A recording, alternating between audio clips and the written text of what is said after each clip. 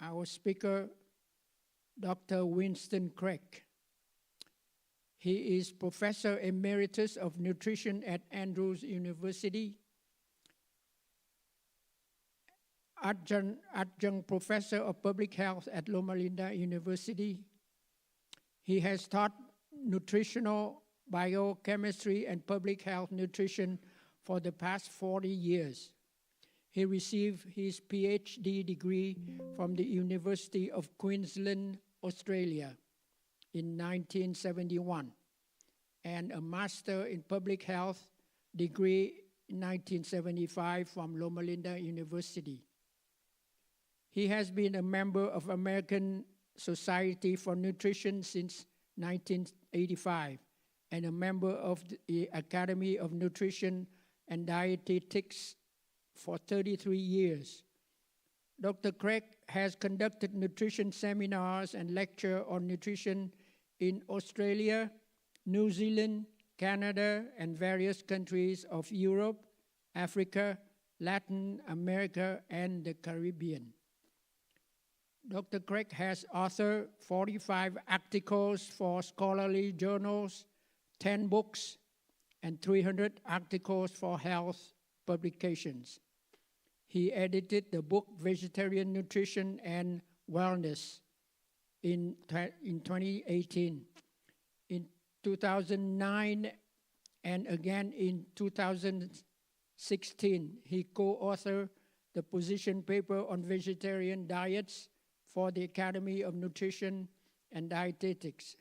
His research interests include the nutritional adequacy and health benefits of a plant-based diet. What an impressive curriculum. Dr. Craig, the time is yours. Thank you for coming.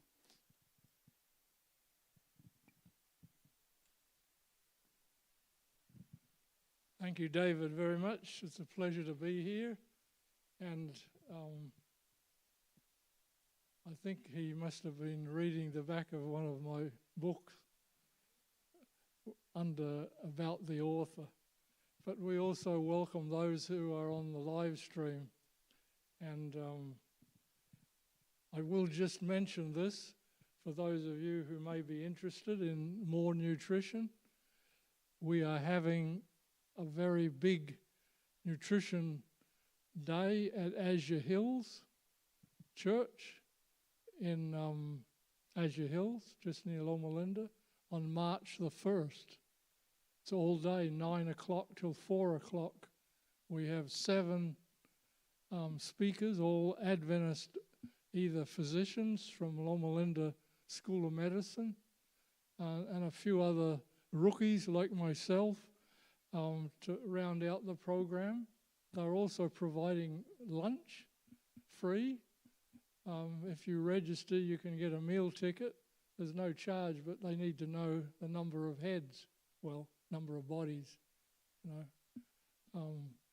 So, you know, it's going to be a really top-notch program, and we hope some of you might be interested to come if you're interested to know more about all kinds of things like diabetes and plant-based diets, and, well, I won't tell you all the things. But anyway, so today we're talking about health information, and as you know, there's a plethora of stuff out there, and we're having trouble with this clicker. Okay. We've been bombarded all the time, radio, magazines, newspapers, the internet, whatever screen you're looking at, there's just information about how to live healthfully and also what to buy and what to eat. You go to the supermarket and you see all kinds of things that tell you, eat this and you'll lower your cholesterol, eat this and you'll lose weight. And you see the cartoon on the left there. It's almost like going into the supermarket. There's somebody who's like a puppeteer who's pulling strings to get you to buy this or that, or what a manager's sale, you know, flashing light, whatever it is. So we live in a world very different than what we grew up in. You think back 40, 50, 60 years ago. Very different world. Today we live in a world of social media where a lot of health information is given and it's claimed to be facts, but with just a little twist. You can see by those little cubes there, just twisting two little letters and the fact becomes what? Fake. And how do we determine what it is? And are we going to send that information on to other people? Do we assess it and try to check it out? Do we vet it to see whether it's accurate or it's so exciting and it fits our theory? So we send it off to 35 friends. Things are not always like they appear to be. Which piece of pizza is the biggest? One at the top or the one at the bottom? Oh, they're the same? But they don't look the same, do they? Because the one at the top is on a big plate. The one on the bottom is on a little plate, so it's like squishes the space. So yeah, that's what it is. That's the problem. We have an illusion and that we get often tricked by things. There are a number of popular themes that are used, which are very enticing. People want to know how to have better health, how to look more beautiful, younger, how to lose weight quickly, slow down the aging process. Oh man, how much would I give for that? And enhance your energy level. I mean, any one of those 5 things you could check off and say, yes, I'm listening. What have you got to tell me? So we must be very careful because once we're open, we're more likely to be tricked. For example, here, anti-aging, resveratrol in grape skins. You know, it's known to lower blood pressure. It's known to reduce your risk of cancer. So it's good. However, studies have shown that it causes worms, fish, and overweight mice to live longer. Oh, so give me a bottle of resveratrol. I want to live to be 110. Unfortunately, it's never been shown to be anti-aging in humans. So just because it works in mice doesn't mean it works in humans. But people don't always tell you that. They'll just say, this is anti-aging. This is some miracle stuff. And it's good. It's natural. It comes from grapes. Californian grapes. Oops. People want to lose weight. Try Fuse Slenderize. It's spiked with the fruit of Garcinia cambogia. Okay? Now, what is the real truth? In studies, people who received 11 times the amount of Garcinia cambogia that's in that bottle of Slenderize lost no more weight than someone who got a fake pill. Imagine the amount of money people spend because they hear this is something good and they just blindly go into it and it's really not doing much. And then there's the acai berry, you know, the berry from Brazil. It's very popular. It's a superfood. That's what it's called. But, you know, really, what is a superfood? It's just a regular food, but it has good properties. And most of the foods have good properties, the plant-based ones. But, you know, you can just take this program and it'll flush your weight off. I call this the click and quack. Okay, before and after, you've seen these pictures. You take your acai berries for a few weeks and you look like on the left, and in the 6 weeks program, you can become like the picture on the right. Ooh, how wonderful. I would love to look like that, some people say. Well, the ad says burn fat, lose weight, and get energized with acai berries. These Brazilian fruits from a palm tree. They're healthy, they're good. They make terrific smoothies. No question, they're good. But see, that what's good is one thing, but when you extrapolate it to have special, miraculous things attached to it. That's where the problem comes in. The Federal Trade Commission says that these claims that are made about assay are utterly false, and yet thousands of people are giving up their credit card with fake blogs and so forth, endorsed by bogus celebrities that doctor these pictures and lead you to give off all kinds of money. Now, we are aware of the term influencer, right? They're all over the social media. What are the characteristics of these people? They usually make exaggerated claims. Things always work by testimonials or anecdotes. Characteristic is the medical profession, don't trust them.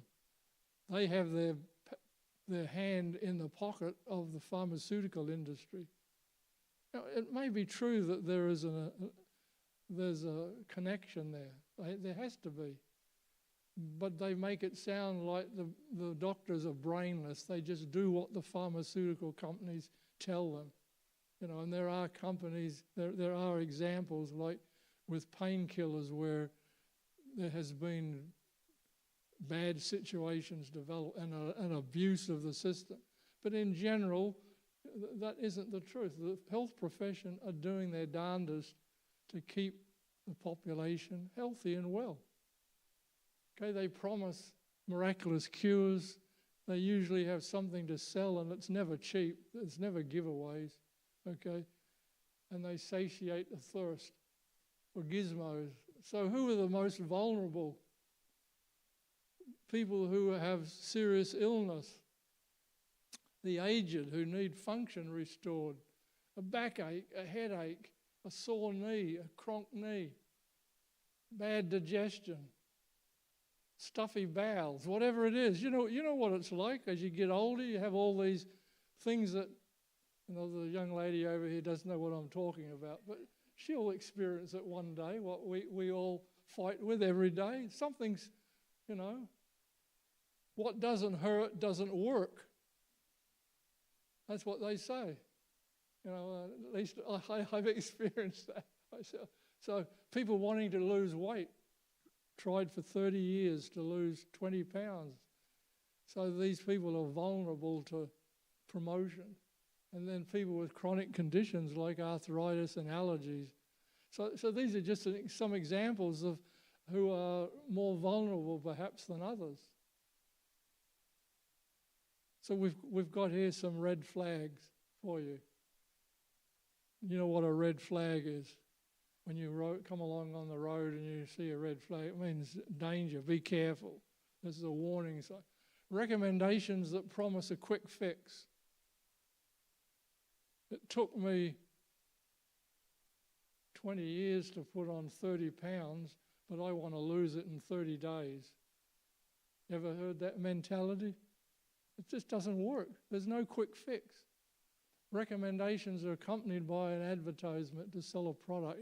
Click on this button and it leads you to a vendor and you spend $65 to get something. Okay, that's a red flag. If they're saying something to sell something, be careful.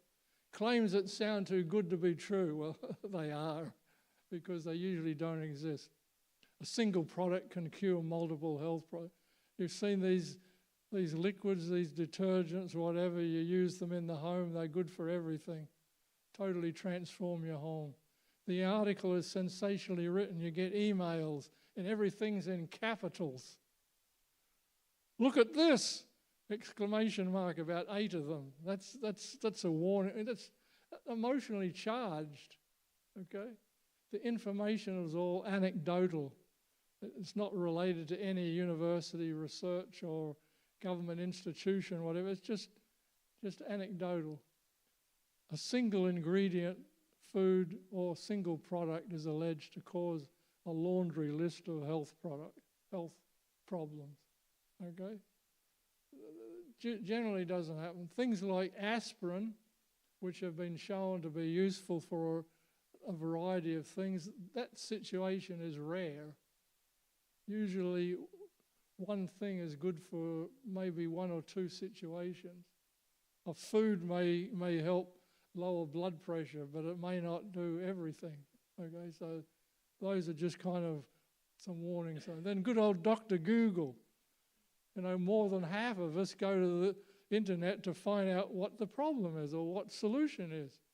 You know, I was telling the AV man about 5 weeks ago, I was cleaning up a leak in my garage and twisted my leg sharply, quickly. I wasn't aware of it, but I was in a hurry, and I had a sprain in this knee, and I was on crutches for about 3 weeks.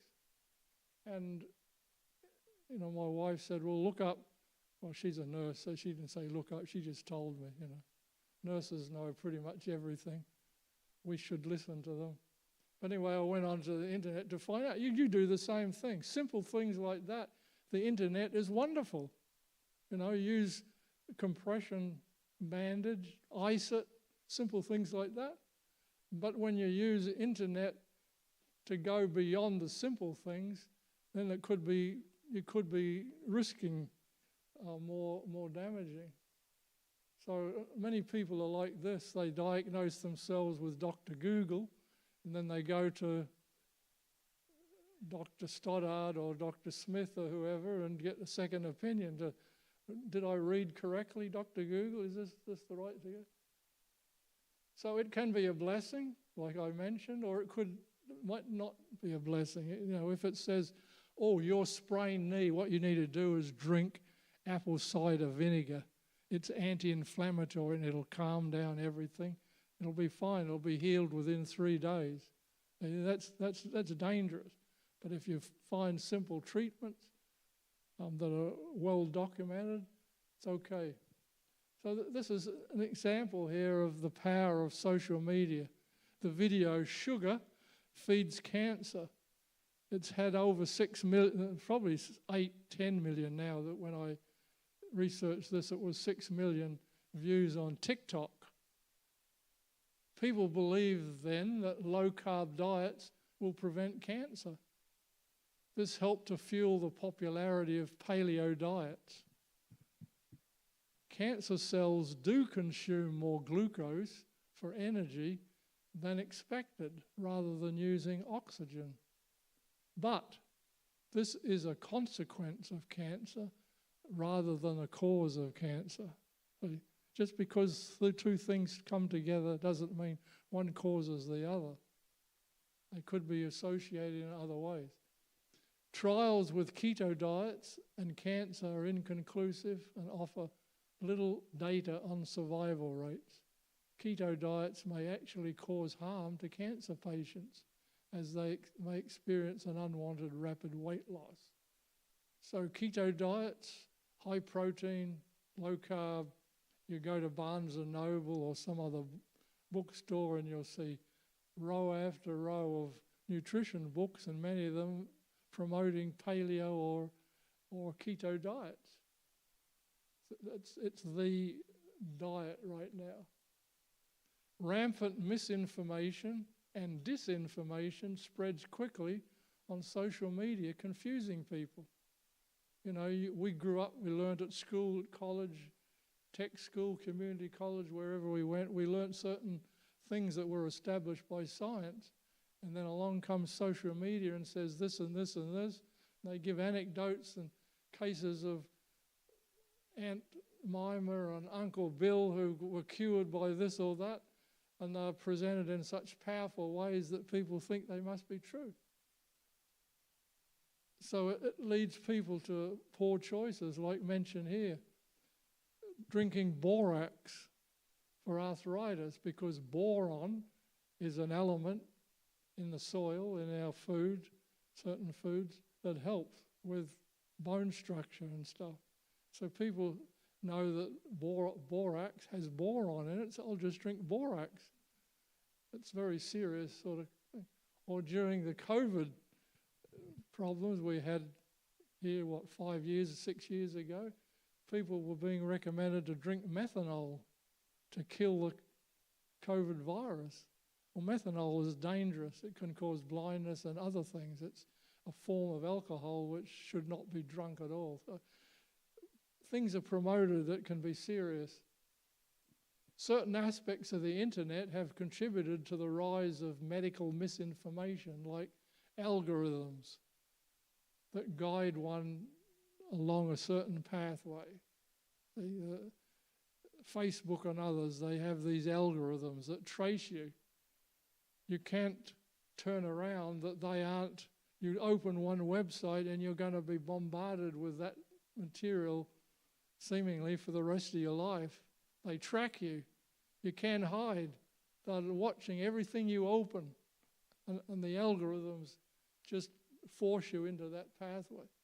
Belief in anecdotal evidence, belief in alternate remedies that are not backed by science.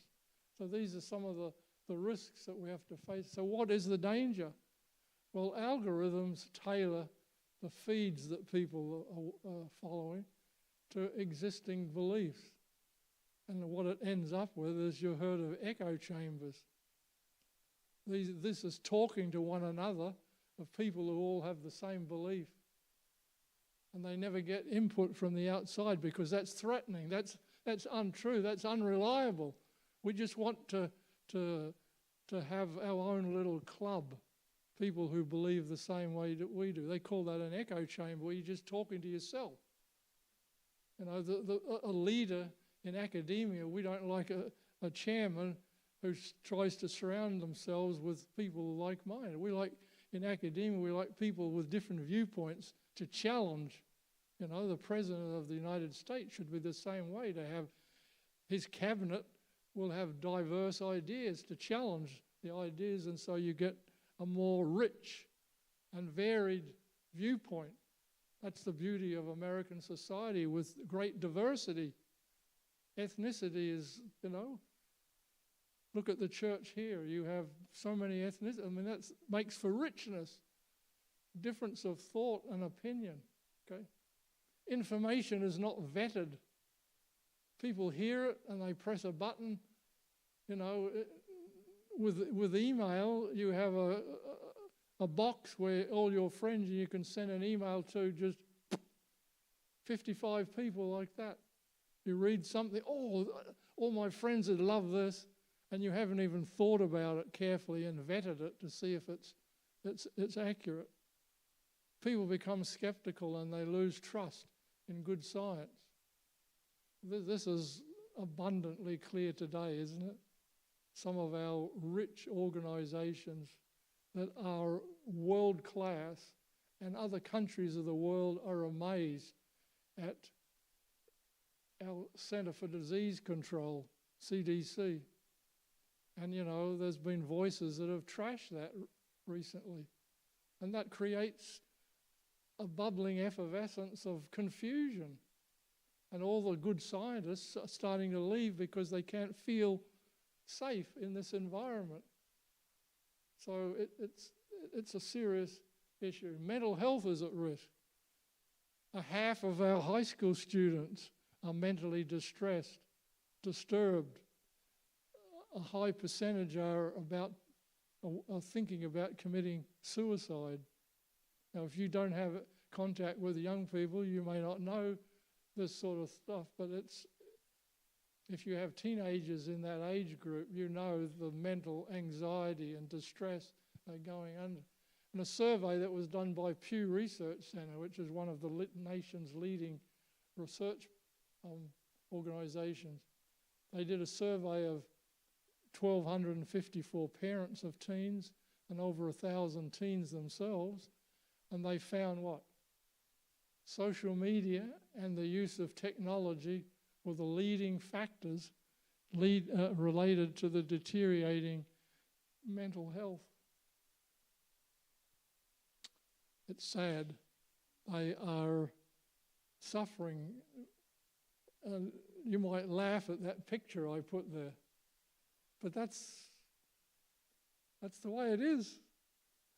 I go to the beach when I go home in Australia, and you have the young people all sitting around a picnic table talking to each other on phones. They've lost the art of communication, Well, we don't want to poke fun or whatever, but it's distressing to me because I walk into my son's house and both teenage children are so engaged with screens, they're not even aware that we're there. There's no engagement of, well, how are you, or what's happening in your life, or you can't even ask about how school is because they're so busy looking at the screen. And when they eat, they disengage themselves to go and catch up with the last 5 minutes of social media they've missed. That's the world we live in, and it's sad. So this is what is called social media anxiety disorder. Young people are isolated, they're lonely, they're anxious, they're depressed. They're checking their phone to see if they've had hits, loves, likes, and they get really distressed if they haven't had their last posting with 20 likes. Some of you will know what I'm talking about. And it's just, I made this up. Yes. Yeah. Well, you want to get a picture? Go ahead. I actually took this off the web. I think I did it last night because it captured my attention as summarizing so well all of the features. An addiction, it is an addiction because you take the phone away for 10 minutes and they're losing it. It's like taking away an ice cream from a 3-year-old when they're halfway finished. So, I was going to say I made this up. This represents noise. Some of our health influences are just making a lot of noise. N, not balanced. O, often misinformed. I, insensitive. S, strong convictions. E, eccentric.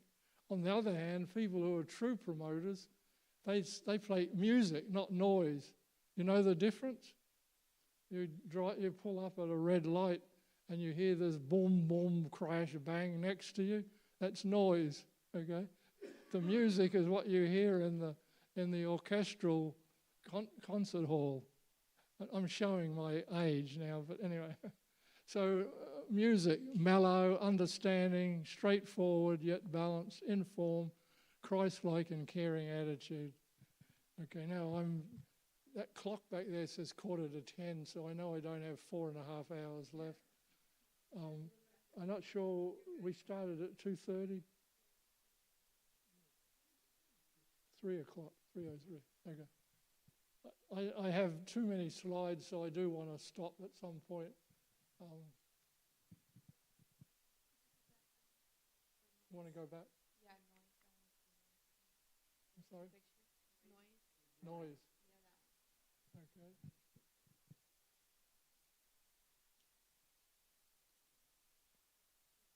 Okay. Okay, so King Solomon did make a lot of mistakes in life. He wasn't perfect, but he sure was smart, and he wrote down a lot of good proverbs in the Bible for all of us to follow. God's prophets, they may not follow everything they taught. That's okay, they're human beings, but this, I think, is a good Proverbs 14:15. A simple man or woman believes anything, but a prudent person gives thought to his steps. That to me is a good idea, and that is, don't just blunder along without thinking where you're going or what you're doing. Carefully analyze the steps you're taking. Think twice about something and pray about it. So how can we legitimately determine what is phony and what is good information? How can you tell when something's crazy or credible? Okay, that's the bottom line, isn't it? It's a challenge. How do you? Not everybody has an MD or a PhD, and that doesn't qualify you for true understanding. There's some MDs that say things that are ooh, and PhDs also, but at least most of them. And Adventists aren't immune. This is just 2 examples. Stephen Gundry, a cardiologist who was at Loma Linda, and they asked him to leave because he had some wacky ideas. He now has a practice in Palm Springs and in Santa Barbara where he's making millions. He is worth 60 to $70 million. What's he pushing? Pills. He says that plant foods are rich in lectins, like beans and so forth. I watched one of his videos, unfortunately, because when you watch one, guess what? You get pop-ups the rest of your life, and they're just so annoying, in your face. But, and then we have Barbara O'Neill. She was an Australian lady from Queensland, never had any nutrition or health degree. She was promoting all kinds of things. The Australian government banned her. She was not allowed because laws are very tight there. So what did she do? She came to the US, and she's doing the same here all over the place and even into Europe. And the general conferences had to warn churches, this lady is sweet and kind, but her information is wacko. It's not based on good science. So are we immune from these problems? Absolutely not. The devil will work wherever he can get interested people caught. So how do we spot misleading health information? Check the source. We're familiar with .gov, .edu, .org, non-profit organisations, or the government or an educational institution, or reputable organisations like CDC used to be, WHO. Check reliable sources. Verify credentials. Look for evidence, peer-reviewed studies, not just anecdotes. And this is a big one, beware of emotion. Content designed to provoke strong emotional reactions. Two of the most powerful emotions that guide people to get involved and make decisions, what are they? Fear. What do insurance companies play on? Fear. You're afraid your house is going to burn down, your car's going to be in a wreck, or your husband's going to die early, or whatever. All those things may happen, but fear is what pumps transactions many times. And anger, and that's the social media is full of that. You say something explosive, and you have 20,000 people with rampant anger, ready to punch somebody in the nose for whatever. Check for red flags, sales pitches for miracle products. We mentioned this before. Websites linked to a vendor. These are all warning signs. Okay. So what are the consequences of these things that are not true? People may not go to get proper medical care. And of course, if it's cancer and they're using some flaky, sketchy remedy they read online, what's happening to their cancer? It's progressing. And the same for heart disease or diabetes. If they aren't following a documented, evidence-based, proven procedure, their condition might be getting worse. Okay, vitamins and minerals are a big thing that are pushed. And some is good, but a whole lot more may be toxic. As a nutritionist, we have to warn people that certain vitamins and minerals are toxic. Selenium, vitamin D, vitamin A. There are toxic levels. If you look up a nutrition book, it'll have upper level where you shouldn't exceed. I go to Clark's and other stores. I just snoop around. I'm a big snooper. I see what's being sold in places. And I see many of the vitamin and mineral bottles are over the limits that the health professionals have set based on science evidence. And if you do that too long, you can get liver problems and other things that will happen. So this is what happens with fraud. If you follow weight loss diets, people may be doing things that are harmful rather than helpful. And then the other big thing is consumers get confused.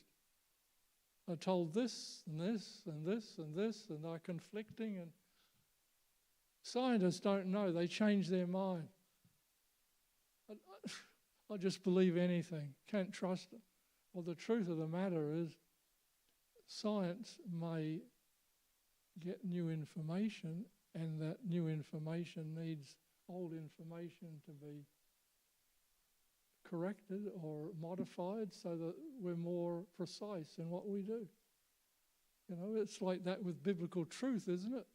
We learn something and then something else happens, so we modify the idea. And the truth is not, as humans understand it, it's not fixed in the ground as a concrete post and can't move, like a bridge. No, we have to grow. We grow in our experience. So there are organizations, universities, Ivy League places like Harvard and Tufts. These people have health magazines. They have a lot of good health information on their university website. I've checked them out. It's phenomenal stuff. Government agencies like National Institutes of Health and so forth. Clinics like Mayo Clinic and Cleveland Clinic. These are internationally known, and they don't have wackos or crazy people putting stuff on there. They're all vetted. They're all checked by other health professionals before things get loaded. And then there are professional organizations like the American Academy of Pediatrics. Now, if you want to know about child vaccines or something like that, you go look at the Academy of Pediatrics, because they have worked for years and decades on these things. There are various newsletters that the big name universities put out. Wellness letters, nutrition letters. You know, these are usually like $25 a year, and they come every month. And they're rich with updated, healthful information. Then there are websites. I won't mention them all, but the one that's at the top there, for example, healthfinder.gov. From A to Z, you can find any disease, and it'll give a description of the conditions in the body and what drugs might help, and it lists different online checkups you can do, etc.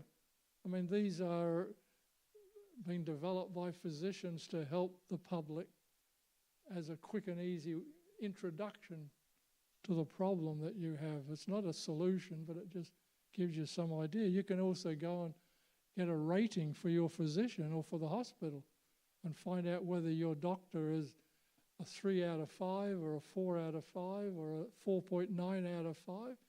And that's good, because you don't want to be going to a doctor for a problem who's got a rating of 2 out of 5, would you? You know, you're paying a copay or whatever. You want to get quality service. Now, we'll finish on this. We could talk for about 3 hours on this list, but we won't keep you here that long. But these are just, I made this 3 or 4 years ago, updated it, but these are some of the things, and we'll just briefly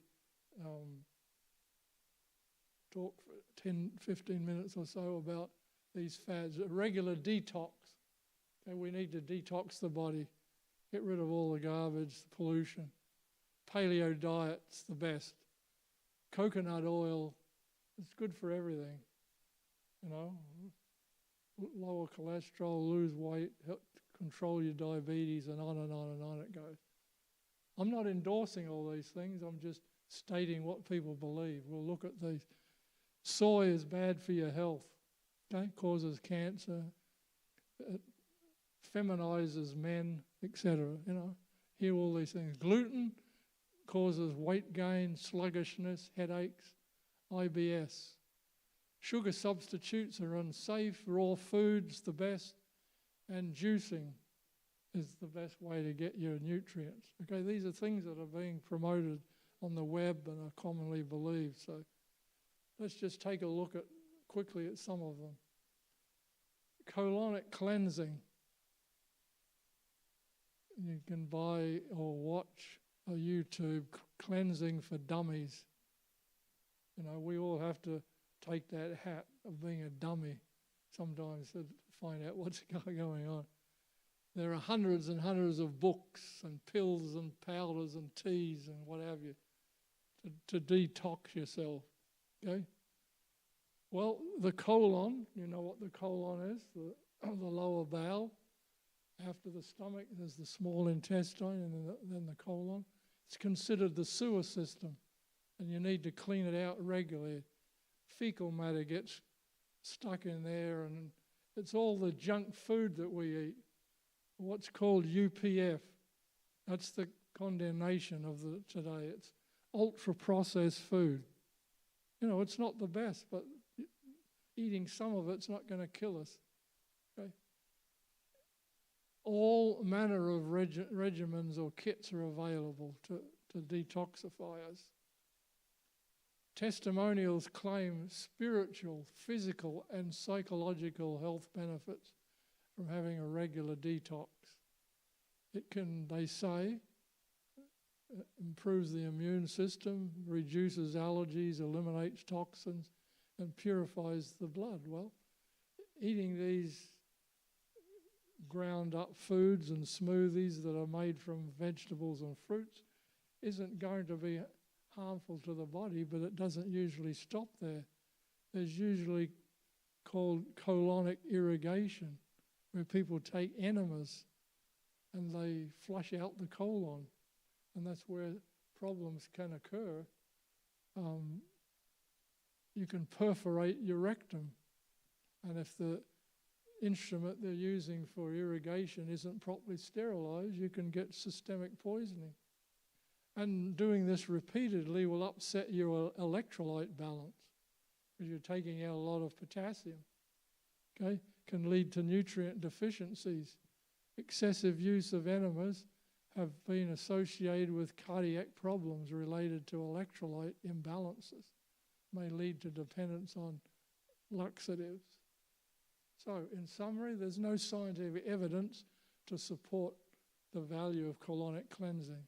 You know, we have God gave us a marvelous organ called the liver, and the liver takes care of all the problems. It metabolizes drugs that we take for various things, it flushes them out the body. Infections, the liver is the restabilizing organ of the body to keep homeostasis. Okay, so we have that naturally working.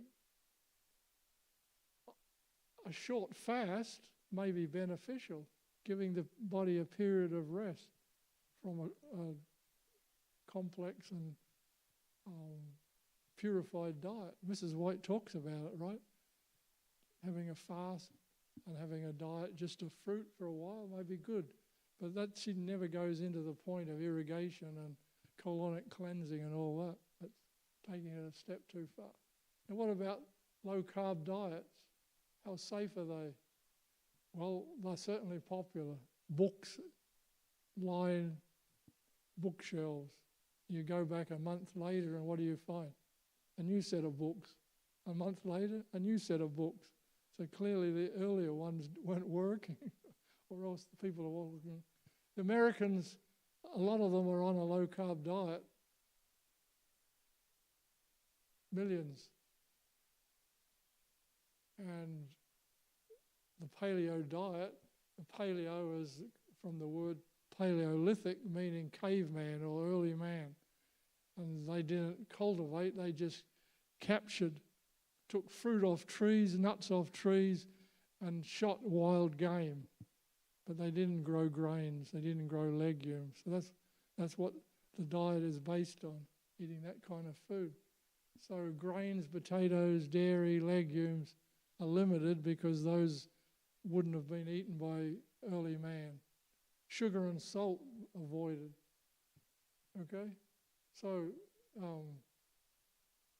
they argue that we have been slow to adjust to the fast change in the diet. You think of the American diet 200 years ago and what it is today. It's a big difference. people tended to eat more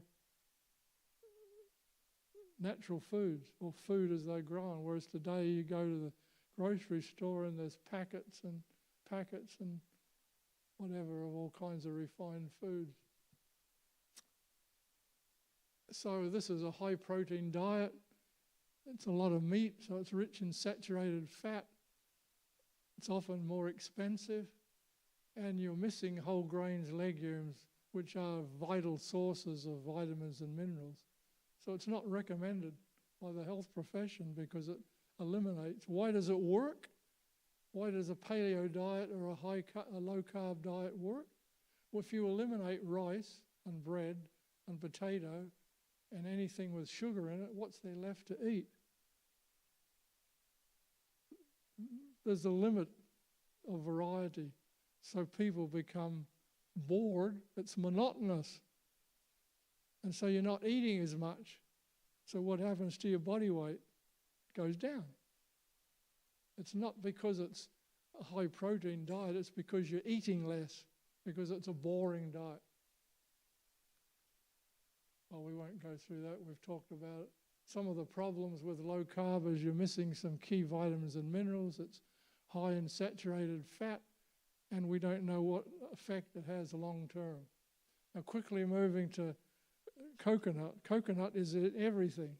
It's in your hair shampoo, it's in your hand cream, it's in your plant-based cheese. If you use plant-based cheeses, coconut has been viewed by some as the miracle food.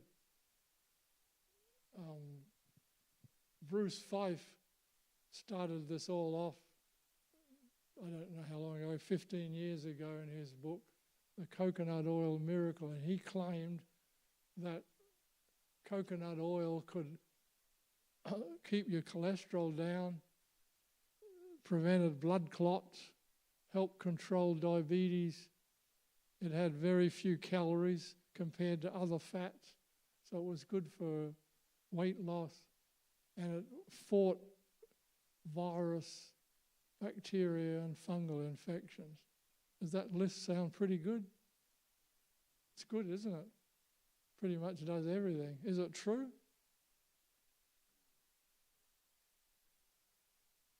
A question? What? I wouldn't say that list is completely true about coconut oil. I don't use it for cooking. I don't drink it. But sometimes I will take a little bit and rinse my mouth out with it. It feels good. But then I spit it out once in a while. So So your use of it is medicinal. It's not nutritional. That's what we're talking about. We're talking about heavy reliance. And I'm jammed here now. Somebody pulled the plug. Are we up there? Can we advance?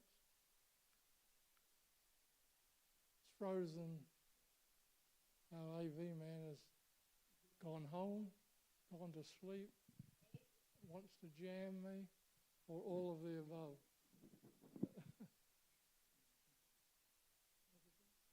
Oh, we're jammed. Okay. Monkey studies. They fed coconut oil to monkey studies and they found cholesterol and triglyceride levels went up. Blood clots went up. Okay? I'm a chemist, so this means a lot to me, but I'll try to explain it. The lavender colors are the fats that are found in beef and dairy fat, which cause your cholesterol to go up and increase your risk of heart disease. Okay, and coconut oil is said to contain medium chain fats, which act differently than the others. Notice here the medium chain fats are the top ones there. They account for about 10% of the fat. And the bad ones that are in beef and dairy that raise your cholesterol in the lavender, they're almost 3/4. People forget that the major fats in coconut oil are the same that are in beef, which causes raising of cholesterol. So there's no way that coconut oil can lower your cholesterol like people claim. It just doesn't make any sense. And it doesn't. The monkey studies have shown that. The truth, coconut oil is rich in medium chain fats, but very high in saturated fat, and it does raise cholesterol. It does increase clot formation, increases blood clot, provides the same number of calories as corn oil and safflower oil and soy oil. It's the same. And it does not promote weight loss. Okay?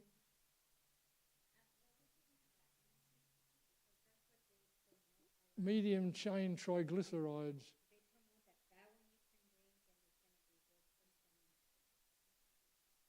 Well, medium chain triglycerides is an extract or a fractionation from coconut oil. They claim it's coconut, but it isn't coconut oil. MCT and coconut oil are different things. MCT may come from coconut, but it's highly refined, small fraction of it, and it is metabolized differently in the body. But eating coconut oil does not give you those properties because the overwhelming amount is not MCT. Thank you for that observation. So it's not a miracle cure. The people have claimed its use for irritable bowel, chronic fatigue, psoriasis, thyroid problems, and on and on and on. But notice the last line, all these claims that are made, there's really no strong evidence, conclusive evidence, to support all this use for coconut oil. So it's just a modern marketing tool, and it's commonly available, as I said, in a lot of people who are eating plant-based cheeses, plant-based ice creams, plant-based milks, plant-based yogurts.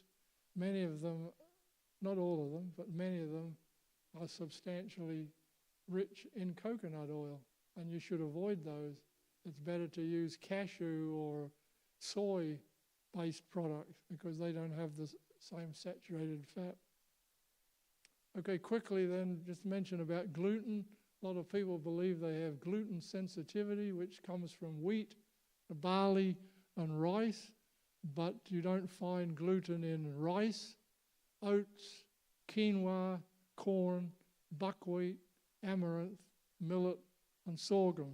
So there are lots of choices. If you are gluten sensitive, there are other choices, but gluten has kind of got a bad name. These are some of the things that people claim are caused by eating or being exposed to gluten, and these are some of the foods that often have gluten in them.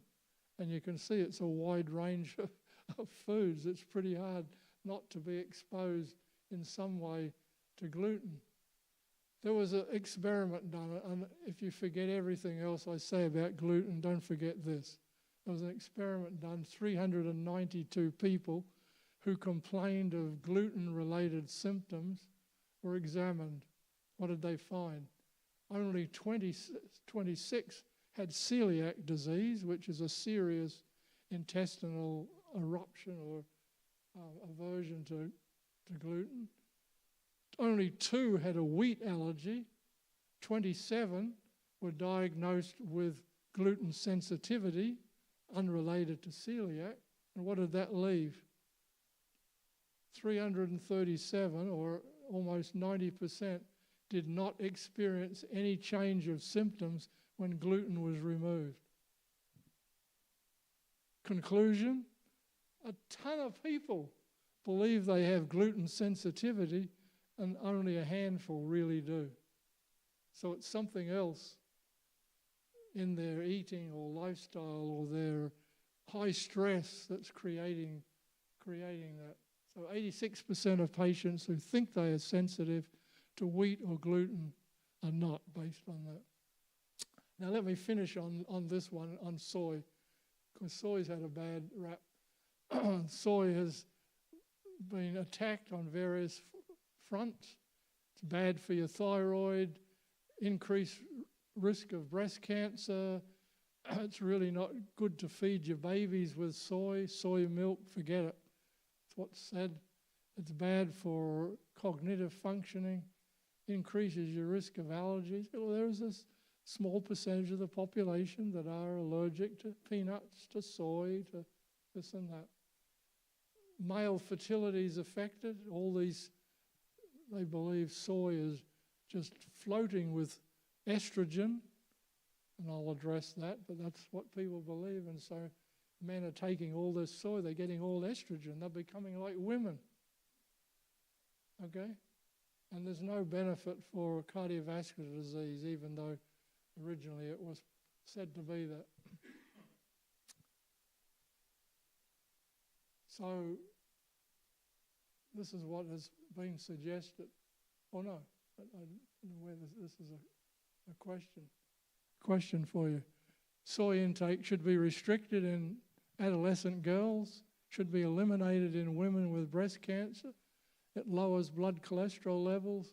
Infants grow better on cow milk than with soy milk, or all of the above, which is the correct one. Yeah, the correct answer is C. It lowers cholesterol, but it doesn't do the other things. Now let's quickly take a look at thyroid. People who are taking thyroid medication need to be careful with soy, as with some other foods, not just soy. They don't have to eliminate soy altogether, but they may need to increase their medication slightly. They need to ensure an adequate intake of iodine. And the best source of iodine in our diet, if you don't eat fish, is iodized salt. And I just stop here to say that every one of us should use a little iodized salt every day, because that may be the only source of iodine that we get, and iodine is an essential nutrient for a healthy thyroid. There is available on the market salt which is not iodized. Make sure when you buy your salt it says iodized. Oh, but all the commercial products I have has salt in it. Most people don't realize that the salt used in commercial cans and packets is not iodized salt. They do not use iodized salt. It's straight salt without iodine. So if you're relying on commercial packaged things to get iodine, the salt doesn't have iodine. I'm sorry? Does salt? Oh, Himalayan, usually not. Oh. And sea salt, depending on how it's made, it could or may not. I just think it's safer to use iodized salt where it's labelled. But always read the label. And I can't emphasize that enough. Read the label. Often. Why do I say often? Because I think you forget? No. It's because companies are changing all the time. You know, I follow plant-based milks because I've done a lot of research on plant-based cheeses and yogurts and milks and ice creams. A lot of papers I've published on that.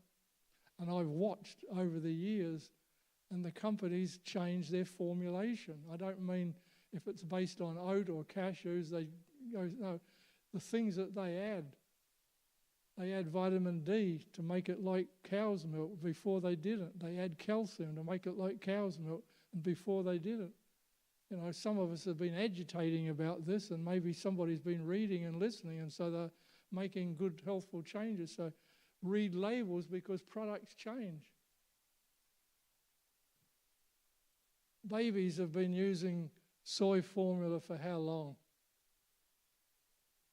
Eons, right? 60 years. And there's no documented thing to show that a soy milk fed baby is mentally missing or physically stunted or in some way more susceptible. So give up. Give up on that. There's nothing wrong with soy milk for babies. It's never hurt them, never will. What about cancer? Studies on Asian populations reveal that persons who regularly use soy have what? A huge reduced risk of a number of cancers from using soy. So if soy causes cancer, why don't these Asian populations that eat soy every day, why aren't they dying by the droves from cancer? Here's a study from Loma Linda, and this is soy milk. And those bars, the higher the bar represents, the higher the risk of prostate cancer. And you can see that those who are drinking regularly soy milk, their bar is shortened. Their risk is lower. The same with women. This is Asian women using tofu. No tofu, we set the bar at 1. Those that were eating tofu nearly every day, their risk is decreased 30%. See, that bar is 30% shorter. Those who are eating tofu nearly every day and were born outside the US, that's the lowest one, see, non-US born, 50% reduction. So it's dangerous to be born in the US. Is that what that says? No, it means that if they were born outside the US, what were they eating when they grew up?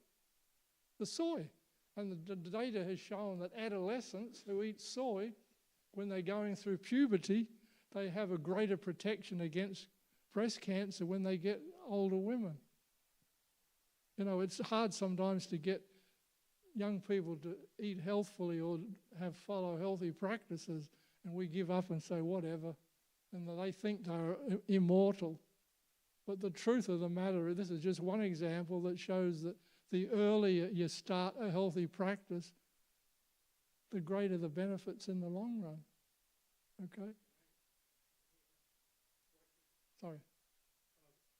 I have heard a couple of studies that say with soy, it's the source, and that some companies are adding some chemical to the soy, to the tofu, and it's making it not as healthy. And I couldn't tell you exactly what that substance is. But Are they washing it with it, or are they actually adding it into? And it should be on the label. If it's not on the label, then it's just a myth, because nobody can add anything without being on the label. FDA finds out it's their history, their bad news. It's all over the press. They have to reclaim their products, and it's a nationwide recall. And no company, believe me, no company in the United States wants to go through a national recall. It's disgraceful. Their name becomes, you know, it's like Heinz or some big company. They don't want any bad press. So I don't know. I haven't heard of this, but I'm just making a general statement that if it is added, it should be on the label, and if it's not, check it out. If you find out, tell David. He'll write to me, and we can get message back to you. He's the one to get to me with a question. So the big study in China showed that even women who had breast cancer, did they have recurrence? That's a good question, isn't it? Did the women who had breast cancer eating soy, did they get recurrence? Was there a lower risk? And they showed that the women who continued using soy didn't make any difference. It didn't increase their risk of recurrence. There are a number of compounds that are in soy which protect against cancer. These are the chemistry we know about them. It also increases bone density. Japanese study that women who use soy have stronger bones. And this is a study on Italian women that showed that those post-menopausal women using soy, their bone mineral density was protected. Those who didn't, their bone mineral density, as you would expect in menopause, slipped. Yes? Does it say also that if you have too much estrogen, that it will cause you cancer? And supposedly soy has too much estrogen. That's what they say. Yeah. Time's running out, but let me just quickly answer that question about estrogen. Soy has 0 estrogen, 0. It has what's called phytoestrogens. That's just a name that was given to them. they are, they're not listed there, but it's genistein and diadzine. These are compounds that have action at the estrogen receptor, like estrogen, but not all tissues of the body. For example, in bone, they have the same action as estrogen. What does estrogen do? Increases bone density. In breast tissue, they have the opposite effect.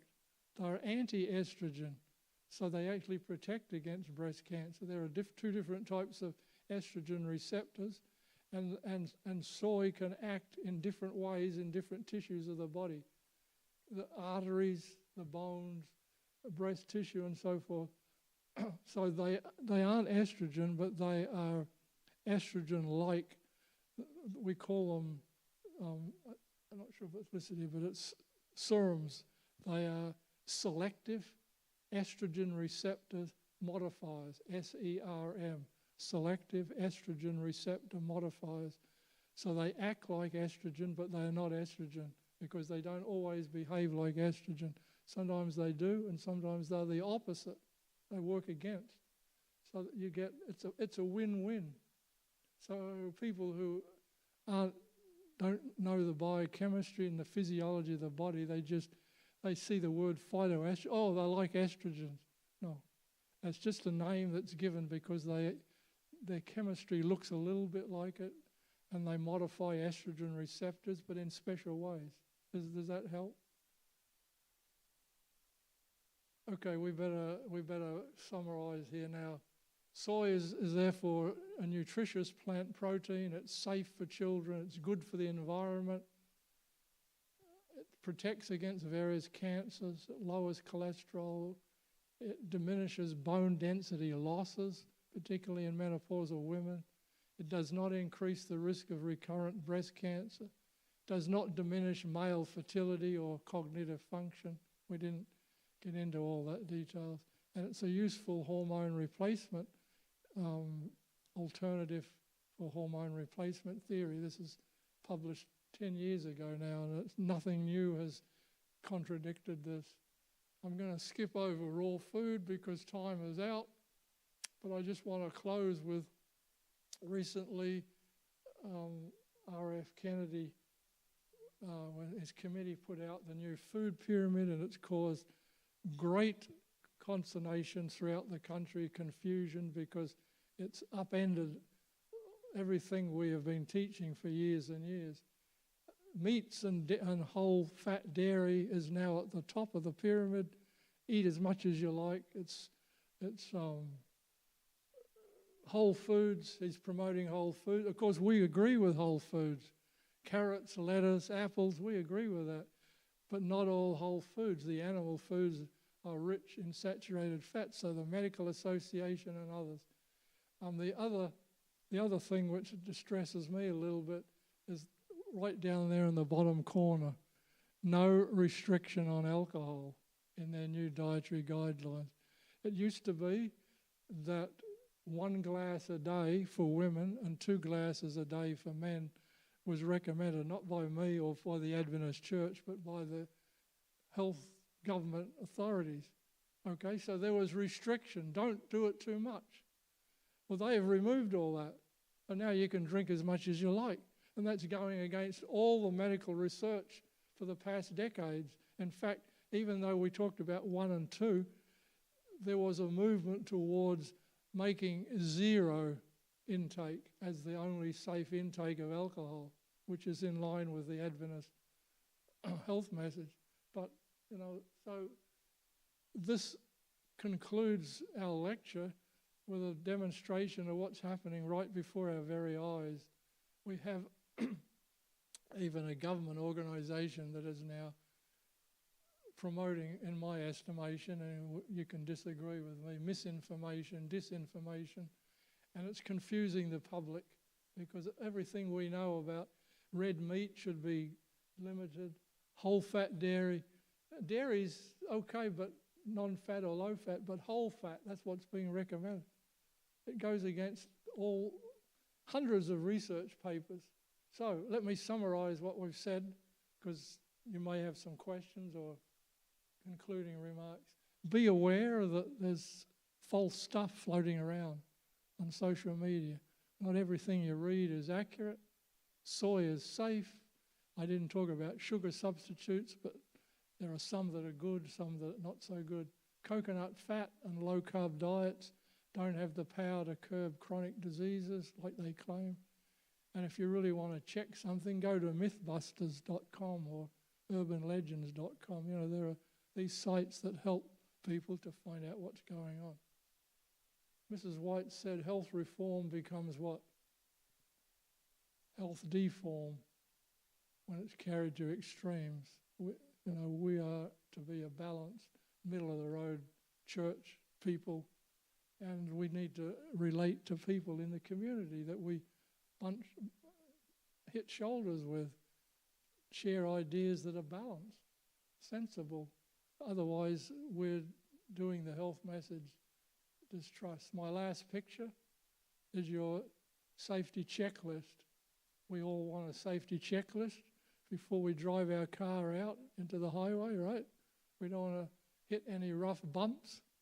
So anyway, this is just a list that I made up. Does the health information sound extreme to you? Like drinking borax? To me, that sounds extreme. So I would immediately question, does it promote a healthy lifestyle? If it means sitting in the living room pressing a button or watching a video, that's not the same as walking for 20 to 30 minutes every day, right? Number 3, is the advice balanced and sustainable? Now you've all lived decades in life. You have an idea of what's a balance in life. Does it match up with, is it sustainable? You know, some diets, my recommendation is a diet should be something you should do the rest of your life. If it's something you're only going to do for the next 20 days, forget it. You're not going to stick to it. It's got to be a regime that you're going to stick with forever. Number 4, does it build on established health principles? Number 5, do they promise a quick fix? That's dangerous. Is the information endorsed by a reputable organization? Ask your local doctor when you go for a checkup.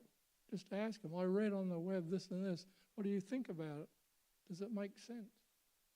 Who's making the claim? Are they selling a product, a program, or some personal brand? And lastly, does the advice play on my fears? If it does, then be careful. Okay, we got time for 1 or 2 questions? Yes. And then we go home. Go for a walk.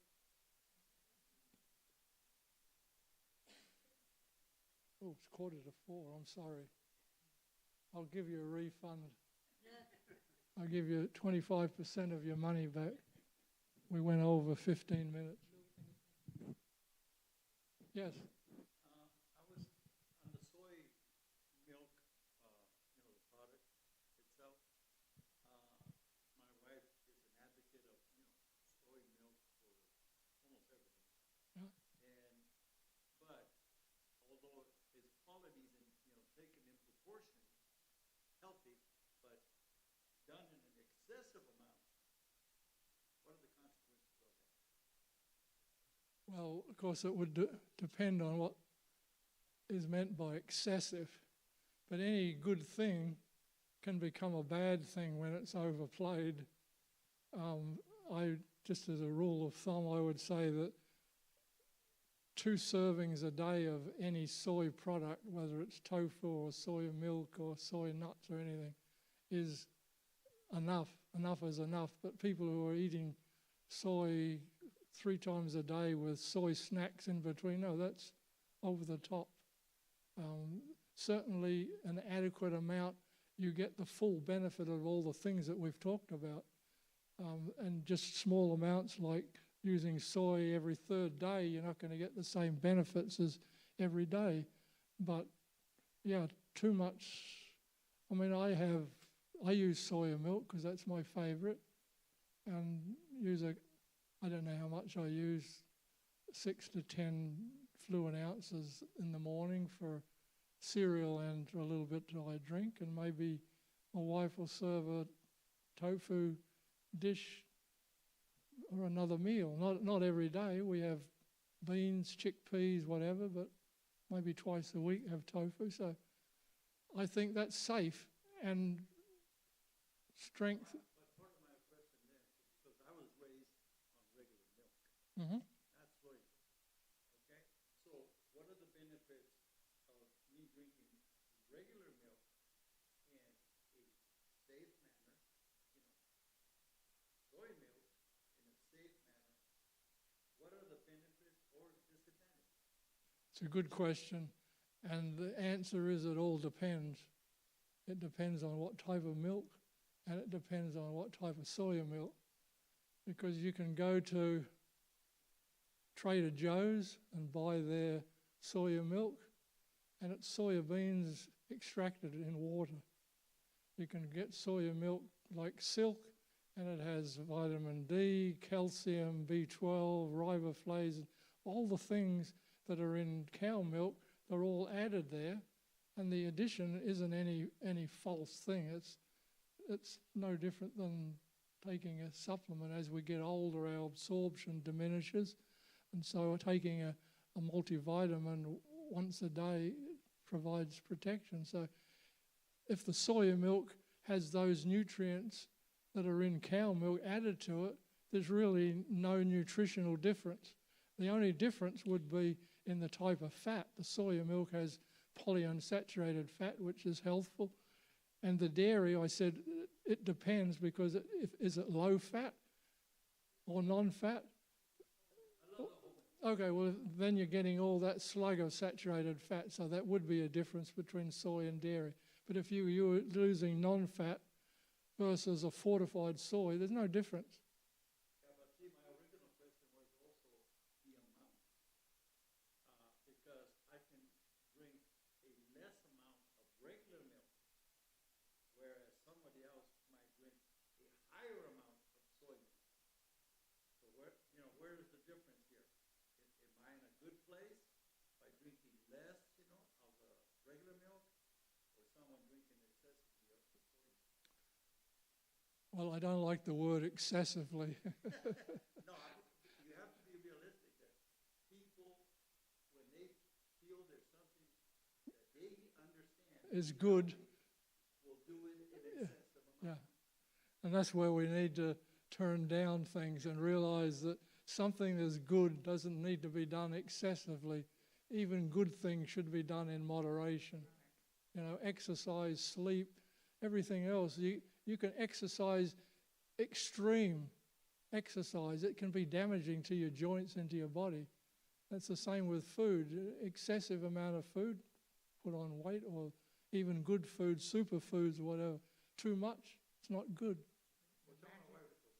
Well, tell my wife it's okay. The what? Tell my wife it's okay. I'm not going to enter into a domestic discussion. I'll let you have that at your breakfast table. Say it's a saturated fat, you have to limit saturated Yeah. fats. Saturated Yeah. Whether it's egg yolks, whether it's whole milk, whether it's red meat, whatever it is, limit. Well, it's even stronger than moderation, because the research shows that you need to limit. They use the word limit. All the health professionals say limit. They don't say eat in moderation. But red meats and what have you, whole fat dairy, limit. It's not saying throw them out, but control the use. I think the lady over here had a hand up. You want this? Talking about soy milk, I remember I drank a lot of soy milk when I got operation cancer. I became with thyroid problems. When you got breast cancer, you said I drank a lot of soy milk. you what? I like soy milk. I drink a lot. You were drinking a lot when you got this. Well, Maybe you can. anyway, forget about that. I have a question.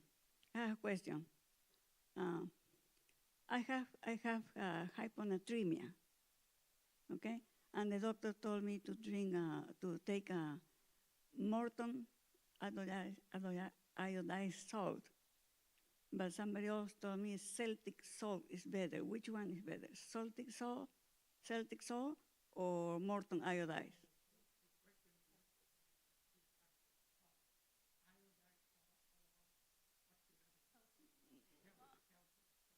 Celtic salt.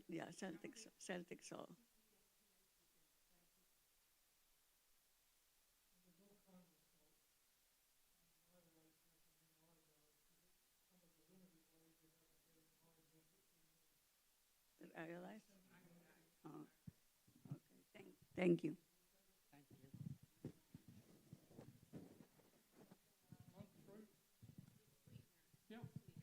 Stevia and monk fruit are both natural products, which there's been no data to show any harm with them at all. A lot of the other alternatives like sucralose and saccharin and so forth, succinate.